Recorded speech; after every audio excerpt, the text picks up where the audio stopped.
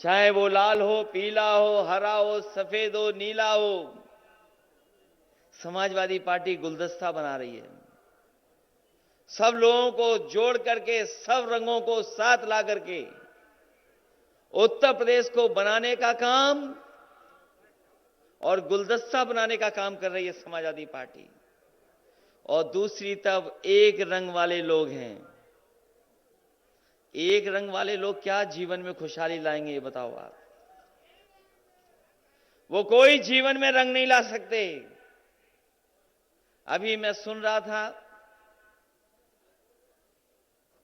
कि लोग बदलाव चाहते हैं, बदलाव। बताओ आप लोग बदलाव चाहते हो कि नहीं चाहते हो? और उत्तर प्रदेश के लोग बदलाव चाहते हैं। इसलिए बदलाव चाहते हैं कि उत्तर प्रदेश आज पीछे छूट गया है। जिन लोगों ने आंकड़े देखे होंगे, जानकारी हासिल की होगी, वो जानते होंगे कि आज उत्तर प्रदेश गरीबी में पीछे चलता चला जा रहा है। और ये हम और आप लोग नहीं कह रहे। जो नीति आयोग है भारत सरकार का, वो कह रहा है कि उत्तर प्रदेश पिछड़ गया है, पीछे चला गया है। और यहां पर हम संडीला में लोग इकट्ठे होकर के ये फैसला लेने आए हैं कि इस बार उत्तर प्रदेश से भारतीय जनता पार्टी का सफाया होने जा रहा है। ये भारतीय जनता पार्टी के लोग इस बार जनता का सामना नहीं कर पाएंगे।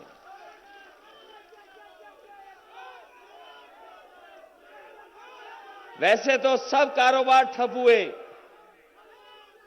वैसे तो बहुत सारे कारोबार ठप हो गए सरकार में। छोटा मोटा काम करने वालों का भी काम छिन गया। सुना है कि भाजपा के राज में संडीला के लड्डू का भी कारोबार ठप हो गया।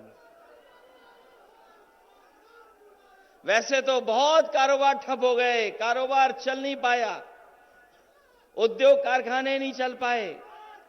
और उसका परिणाम है तुम्हें दिखाई दे रहा है कि बड़ी संख्या में लोग आज उनके हाथ में काम भी नहीं है, रोजगार भी नहीं है, नौकरी भी नहीं है। सुना है कि क्योंकि संडीला का लड्डू अगर कोई बाजार से निकले तो संडीला वाले बिना लड्डू के नहीं बेचते उसे। हालांकि बाजार दूर है, लेकिन जिस तरह का संकट, परेशानी, दुख सरकार ने दिया, आज कोई लड्डू दे ही नहीं पा रहा एक दूसरे को। कहां कोई लड्डू दे पा रहा है किसी को? ये हमारे बेरोजगार नौजवान जिनके हाथ में नौकरी, रोजगार नहीं है, ये लड्डू कहां से लेकर के आएंगे? और जब इनकी शादी नहीं होगी तो बताओ उन्हें लड्डू कौन देगा? जब रोजगार नहीं होगा, नौकरी नहीं होगी तो बताओ कौन लड्डू खिलाएगा आपको? और हमारे गरीब जानते हैं नमक रोटी खा रहे हैं, ये लड्डू कहां से लाएंगे? इसलिए बदलाव चाहते हैं। इन्होंने जहां बड़े बड़े कारखाने, उद्योग, कारोबार रोक दिए, वहीं लड्डू का भी व्यापार खत्म कर दिया, ठप कर दिया। इसलिए समाजवादियों ने कई जगह पर नारा दिया है। और क्योंकि संडीला का लड्डू सब लोग जानते हैं, इसलिए मैं कहना चाहता हूं कि फिर लड्डू का व्यापार होगा और 22 में बदलाव होगा। अगर आप चाहते हो खुशहाली आए, तरक्की आए, अगर आप चाहते हो उत्तर प्रदेश आगे बढ़े, यहां हमारे किसान हैं, गरीब हैं, गांव में रहने वाले लोग। आपको याद होगा भारतीय जनता पार्टी ने कहा कि हम किसानों की आय दोगुनी कर देंगे।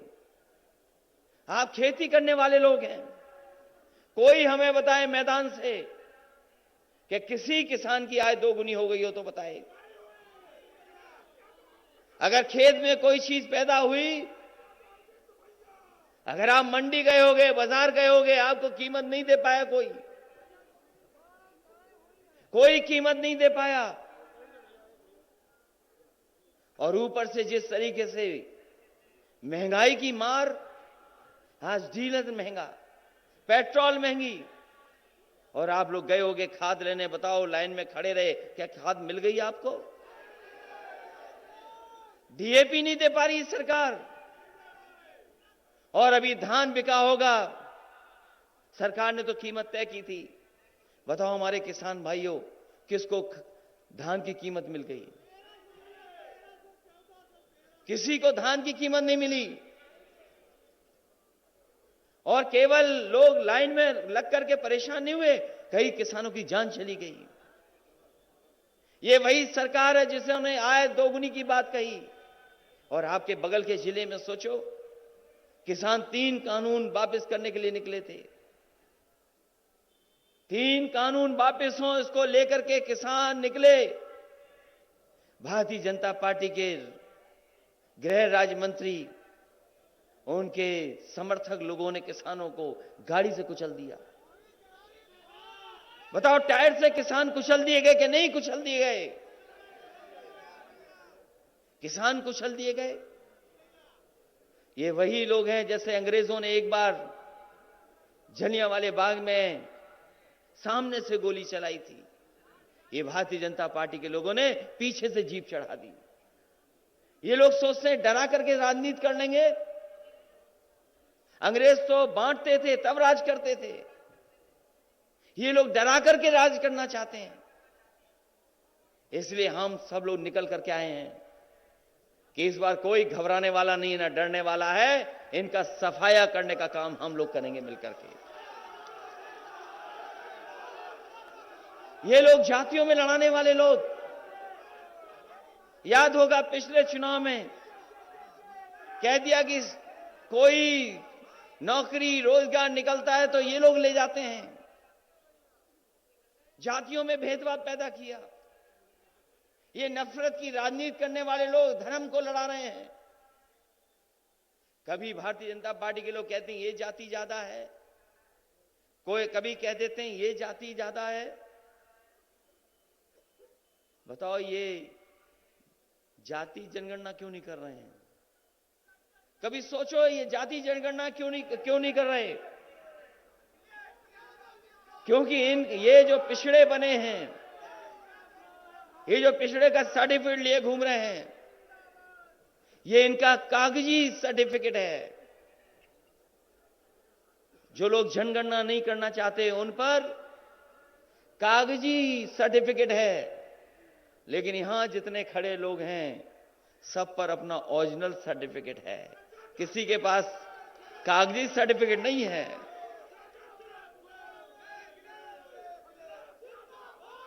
ये जानते हैं कि जिस समय जाति जनगणना हो जाएगी, ये जानते हैं कि जिस दिन जाति जनगणना हो जाएगी, इनकी गिनती नहीं पता लगेगी। ये गिनती में उतने नहीं है जो हिसाब किताब बता रहे हैं। इसलिए समाजवादी पार्टी का मानना है कि जाति जनगणना होनी चाहिए।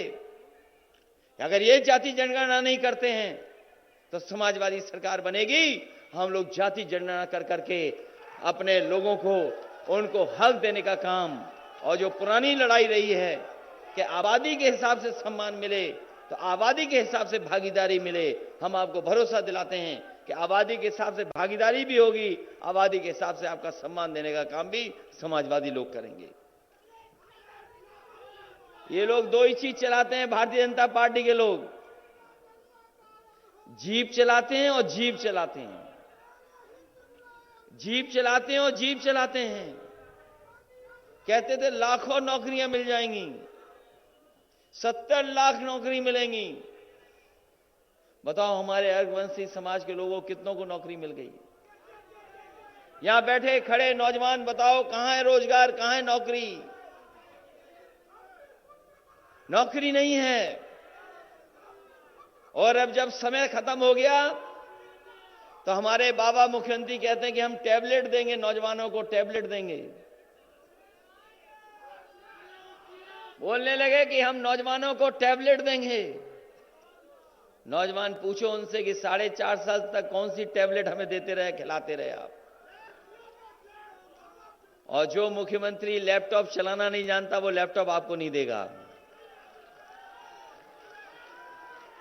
क्या आप सोचते हो मुख्यमंत्री जी लैपटॉप चलाना जानते होंगे? ये बिजली इसलिए महंगी हो रही है क्योंकि बिजली के कारखाने नहीं लगाए इन्होंने, और अगर बिजली के कारखाने लगे होते तो बिजली बन रही होती। ये बिजली बनाना नहीं जानते कि कौन से कारखाने से लग रही है बिजली। और चीजें तो बोल लेते हैं पत्रकार साथियों, कभी बिजली के कारखाने का नाम नहीं बोला होगा आपके सामने। उनसे सांड बुलवाना हो तो तुरंत बोल देंगे सांड, लेकिन उनसे कहो कि बिजली कारखाने का नाम बता दो तो शायद उन्हें कई दिन लगेंगे तब याद कर करके बता पाए।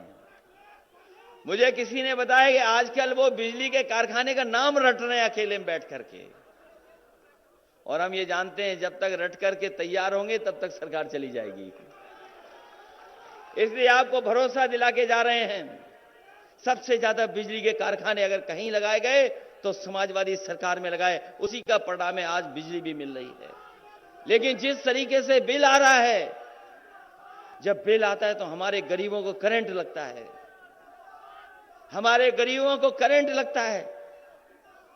हम आपको भरोसा दिलाएंगे कि सरकार बनेगी तो उम्मीद से ज्यादा आपको राहत बिजली में देने का काम समाजवादी लोग करेंगे। मुझे याद है उस समय, जिस समय समाजवादी सरकार थी, देश के राष्ट्रपति रहे कलाम साहब हमसे मिले थे। उन्होंने कहा कि हम गांव में एक व्यवस्था लागू करना चाहते हैं जिससे कि गांव के घरों में बिजली पहुंच जाए और गांव के गरीबों को बिजली का बिल ना देना पड़े।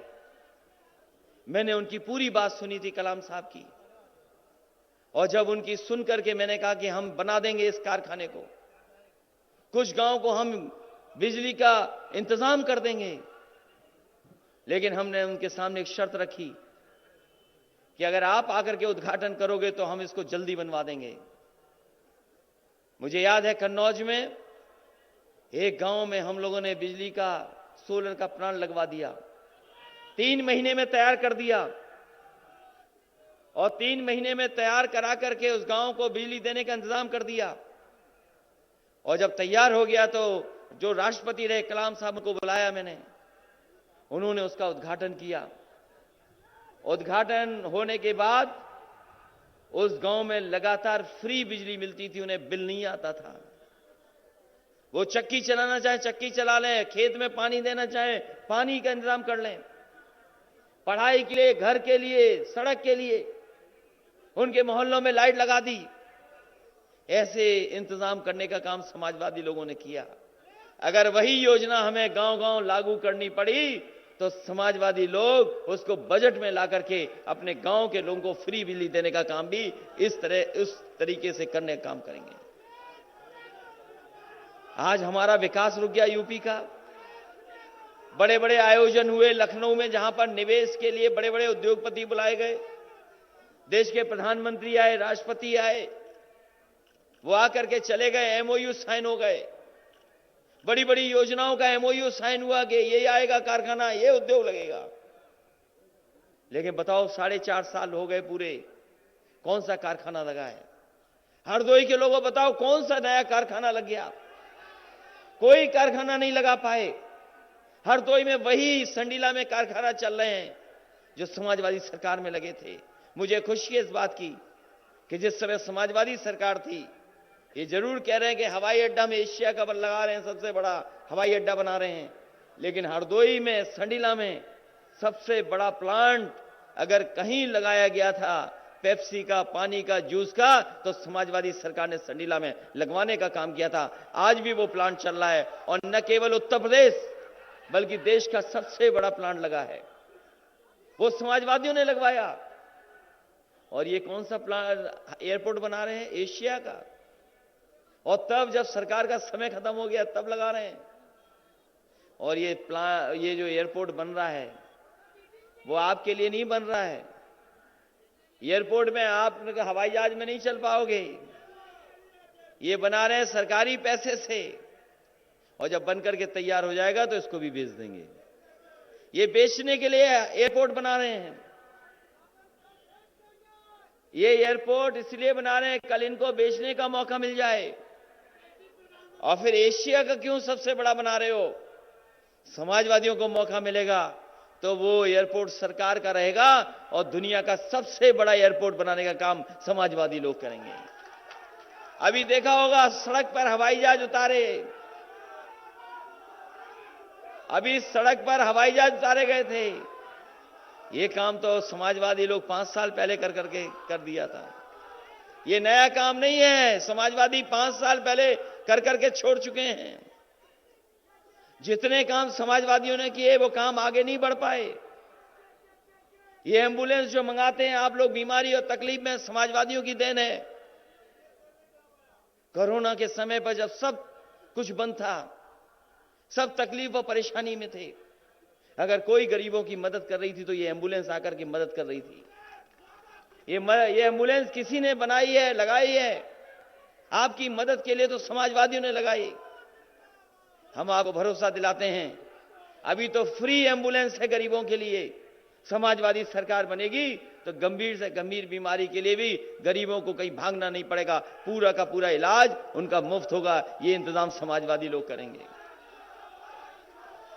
पुलिस के लिए भी 100 नंबर दिया था, पुलिस के लिए भी 100 नंबर समाजवादियों ने दिया, लेकिन हमारे बाबा मुख्यमंत्री ने 100 का 112 कर दिया। 100 नंबर 112 हो गया। और पता नहीं क्या किया, पहले तो पुलिस ठीक थी, पता जब से नंबर बदला ये भी बदल गए थोड़ा। 100 नंबर था तो ठीक चल रही थी पुलिस, लेकिन जैसे ही 112 हुआ पुलिस भी बदल गई। और ये नोटबंदी की बाद जो 1000 बंद हुआ 2000 आ गया, अब इनका हिसाब किताब भी बदल गया। ये जो 100 नंबर का इंतजाम किया था वो इसलिए किया था गरीबों की मदद हो। अगर कहीं खेत पर झगड़ा हो जाए, गांव में कोई झगड़ा हो जाए, तो आपको थाने ना भागना पड़े, उसके लिए 100 नंबर का इंतजाम किया था कि आप फोन मिलाएं, पुलिस आपके पास आ जाए और मदद करने का काम करें। लेकिन उत्तर प्रदेश में जो हालात पैदा हो गए हैं, हमने आपने अखबारों में पढ़ा होगा कि इलाहाबाद में 4 लोग एक परिवार के मार दिए गए। एक परिवार के 4 लोग मार दिए गए। बताओ कौन दोषी है उसके लिए? उसके लिए दोषी अगर कोई है तो वो भारतीय जनता पार्टी की सरकार दोषी है। कौन नहीं जानता गांव में पानी के लिए झगड़ा हो जाता है? कौन नहीं जानता कि रास्ते के लिए झगड़ा हो जाता है? कभी मेड़ को लेकर के झगड़ा हो जाता है? ये जो इलाहाबाद में जान गई है 4 लोगों की, वो भारतीय जनता पार्टी की सरकार की वजह से जान गई है। वो परिवार घूमता रहा, कभी थाने में, कभी तहसील में, डीएम पर, लेकिन किसी ने मदद नहीं की। और उसका परिणाम यह हुआ कि 4 परिवार के सदस्यों की जान ले ली गई। यह है कानून व्यवस्था उत्तर प्रदेश की। जब हम और आप लोग यहां मैदान में खड़े हैं, बनारस जो प्रधानमंत्री जी का संसदीय क्षेत्र है, 3 साल की बेटी के साथ क्या हुआ है, दुख होता है जब जानकारी ऐसी हासिल होती है। 3 साल की बेटी के साथ क्या घटना हो गई बनारस में, कौन जिम्मेदार है इसके लिए? और याद कीजिए कासगंज, जहां पर 2 फीट ऊंचाई पर नल लगा था, उससे एक जान ले ली होगी क्या किसी ने? याद कीजिए वो गोरखपुर मुख्यमंत्री जी का क्षेत्र, एक व्यापारी अपना व्यापार करने आया, पुलिस के लोग घुस गए जाकर के, केवल वसूली कर रहे थे, उसको इतना पीटा जान चली गई।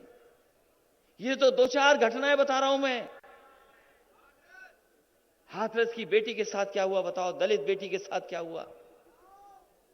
लेकिन भूलना नहीं ये बात, 30 तारीख है, हमें और आपको याद करना उस बेटी को, और अपने दलित भाइयों को, पिछड़े भाइयों को जगाना है कि सरकार कैसा अन्याय कर सकती है। और हमारा कौन भूल जाएगा किसान भाई, जो हमने आंदोलन को लेकर के, अपनी मांगों को लेकर के गए थे, पीछे से आई गाड़ी और कुचल करके चली गई, और आज भी गृह राज्य मंत्री हटाए नहीं गए हैं। सोचो अगर गृह राज्य मंत्री बड़े बड़े मंत्रियों के साथ खड़े होंगे, मुख्यमंत्रियों के साथ खड़े होंगे, तो कौन न्याय देगा? कि नहीं न्याय मिलेगा।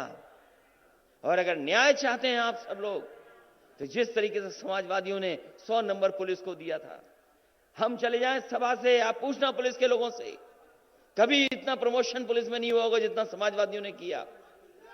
और ये 100 नंबर भी जो व्यवस्था दी है, ये दुनिया की बेहतरीन व्यवस्था पुलिस को देने का काम हुआ है। इससे अच्छी कोई व्यवस्था नहीं थी। सरकार बनेगी तो पुलिस का इंतजाम और कैसे बेहतर कर सके, कैसे सरकार गरीब को न्याय दिला सके, उस दिशा में समाजवादी लोग काम करने का काम करेंगे।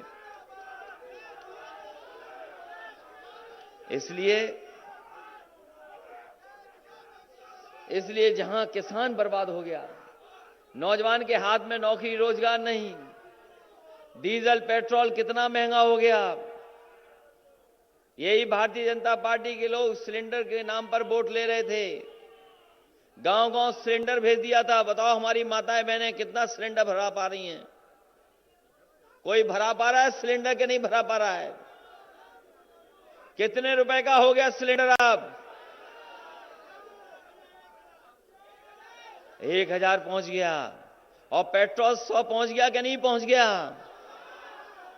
ये सरकार रहेगी तो हो सकता है 150 भी पहुंचा दें पेट्रोल।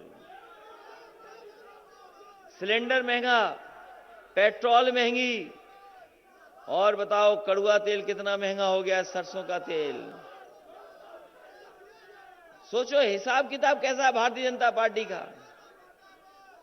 जो किसान सरसों पैदा करता है उसको कीमत नहीं मिल रही, जो किसान सरसों पैदा कर रहा है उसको कीमत वहां नहीं दे रहे, और जब वही गरीब सरसों का तेल खरीदे तो बताओ कितने रुपए का मुनाफा कमा रहे हैं वो लोग।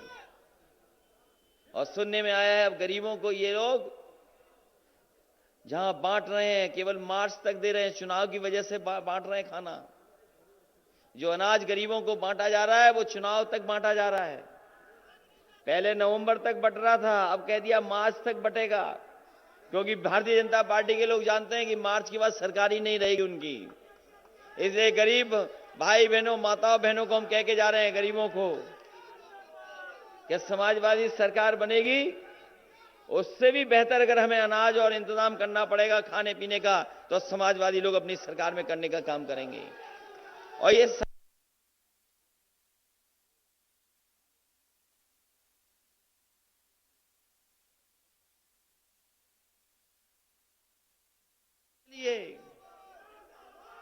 जो तेल आपको मिलेगा सरसों का तेल, वो सरसों का तेल नहीं है, वो कोई मिलावट का तेल है। क्योंकि भारतीय जनता पार्टी से पूछा गया कि ये सरसों का तेल महंगा क्यों हो गया, तो सरकार की तरफ से जवाब आया कि हम इसमें मिलावट नहीं कर पा रहे इसलिए महंगा है। और जो मिलने जा रहा है तेल वो मिलावट वाला मिलेगा, और पता नहीं कौन सी मिलावट कर दे भारतीय जनता पार्टी के लोग।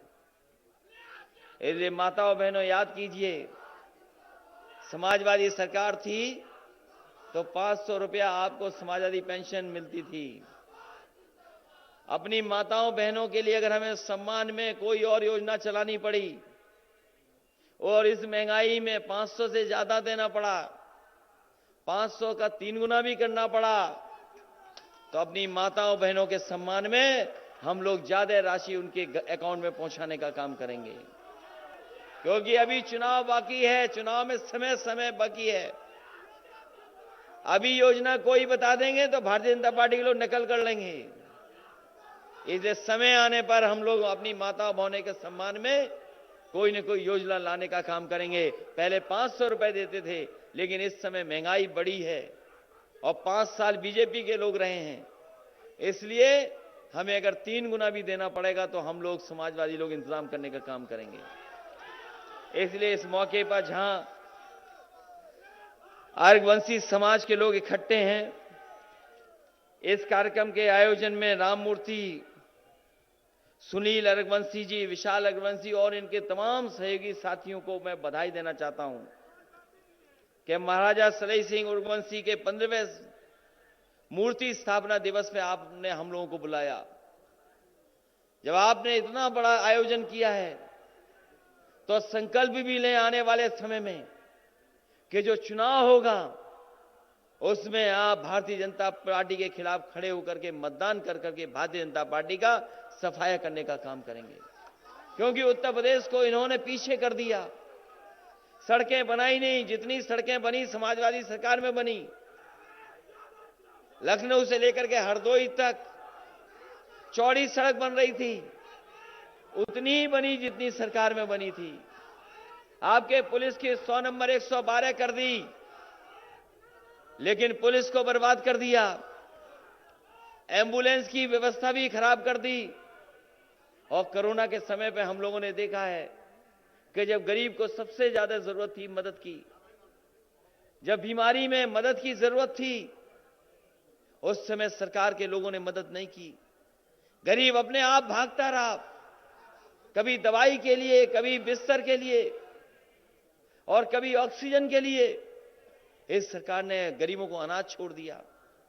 जो ये कहते थे कि दुनिया में हमारा डंका बजता है, पूरे देश ने देखा, दुनिया ने देखा किस तरीके से लाशें गंगा में बह रही थीं। गंगा में लाशें बह रही थीं। ऐसी खराब व्यवस्था कहीं नहीं हुई होगी जैसी सरकार में हुई है। ये वही भारतीय जनता पार्टी के लोग हैं जो मां गंगा को भी झूठ बोल करके उसको सफाई के लिए नारा दिया था, लेकिन आज भी साफ नहीं हुई। हो सकता है यहां पर गोमती साफ हो, लेकिन जैसे ही शहर में पहुंचती है गोमती गंदी हो जाती है। अगर नदियों को कोई साफ करने का इंतजाम कर रहा था तो समाजवादी लोग कर रहे थे। इन्होंने न गोमती साफ की, न गंगा में जुड़ने वाली कोई नदी को साफ किया है। अगर कहीं गंदगी सबसे ज्यादा बढ़ाई है तो भारतीय जनता पार्टी के लोगों ने गंदगी बढ़ाने का काम किया है। इस मौके पर हम आपको बधाई देते हैं, आपका स्वागत करते हैं और इस ऐतिहासिक कार्यक्रम के लिए आपको एक बार फिर बधाई देते हुए इस उम्मीद और भरोसे के साथ कि जब आप लोग इनके खिलाफ निकलेंगे, मतदान करेंगे, तो भारतीय जनता पार्टी की ऐतिहासिक हार होगी। ऐसी हार भारतीय जनता पार्टी ने देखी नहीं होगी जैसी हार होने जा रही है। और मैं हर बार कहता हूं, फिर कहता हूं, हमारे साथी भी कहते हैं कि जिस रास्ते से भारतीय जनता पार्टी ने सरकार बनाई थी, उस रास्ते को बंद करने का काम हम लोग कर रहे हैं। आने वाले समय में किसान भाई, नौजवानों, सब एक होकर के इन भारतीय जनता पार्टी के खिलाफ मतदान कर देना। इन्हीं शब्दों के साथ आज समाजवादी पार्टी में जो शामिल हो रहे हैं अनिल वर्मा जी पूर्व विधायक, उनका भी स्वागत करते हैं। और दूसरे हमारे, उनको भी बहुत बहुत बधाई। हमारे साथी कह रहे कि संडीला में गर्ल्स कॉलेज हो, ओवरब्रिज हो, आप सरकार बनाइए। हमें संडीला के लिए जो भी इंतजाम करना पड़ेगा वो हम लोग इंतजाम कर करके इसको भी विकास से जोड़ने का काम करेंगे। साथ ही साथ हम अपने घनश्याम अर्घवंशी जी जो ग्राम प्रधान है उनका बहुत बहुत धन्यवाद देते हैं। उन्हीं के वजह से आज हम लोग इस स्थान पर इतनी बड़ी सभा कर पाए, उनको बहुत बहुत बधाई। क्या नाम है? संत नारायण जी का भी बहुत बहुत स्वागत। पूर्व विधायक जो आज पार्टी में शामिल हो रहे हैं, इन सभी लोगों का बहुत बहुत धन्यवाद और आई हुई जनता का बहुत बहुत स्वागत। और आने वाले समय में भारतीय जनता पार्टी का सफाया करें, यही संकल्प लेकर के जाएं। आज बोलो, भारतीय जनता पार्टी को हटाओगे कि नहीं हटाएंगे? बदलाव आएगा कि नहीं होगा बदलाव? बहुत बहुत धन्यवाद आपका।